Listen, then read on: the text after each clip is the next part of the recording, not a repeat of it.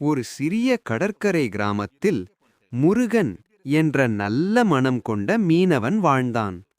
அவன் தினமும் காலையில் தன் சிறிய படகை எடுத்துக்கொண்டு கடலுக்கு மீன் பிடிக்கச் செல்வான். முருகனுக்கு கடல் என்றால் உயிர். அவன் கடலிடம், அம்மா கடலே, இன்று நல்ல மீன் கொடு என்று சொல்லிவிட்டுதான் வலை போடுவான். ஒருநாள் கடல் மிகவும் அமைதியாக இருந்தது. வானம் நீலமாக, அலைகள் மெதுவாக அசைந்தன. முருகன் மகிழ்ச்சியுடன் வலை போட்டான். சிறிது நேரத்தில் வலை கனமாக இழுக்கப்பட்டது. இன்று நிறைய மீன் கிடைச்சிருக்கு போல என்று மகிழ்ந்தான் முருகன்.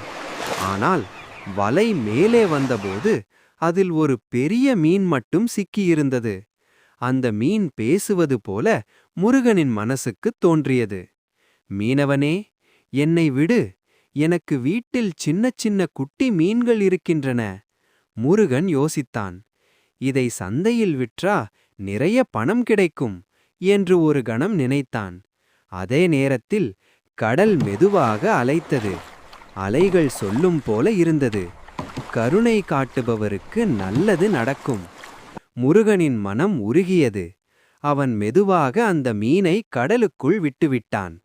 போ, உன் குடும்பத்துடன் சந்தோஷமா இரு என்று சொன்னான். அந்த நாள் முருகன் வீட்டுக்கு மீன் இல்லாமலே திரும்பினான்.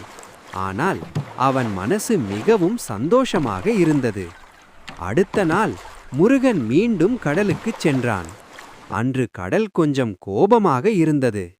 பல மீனவர்கள் வெறுமையாகவே திரும்பினார்கள்.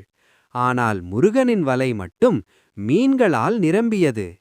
அவனுக்கு ஆச்சரியம். அவன் நினைத்தான், நேற்று நான் காட்டிய கருணைக்குத்தான் இன்று இந்த பரிசு. முருகன் அந்த நாள் முதல் கடலை அம்மாவாக மதித்தான். மீன்களையும் உயிர்களாகவே பார்த்தான்.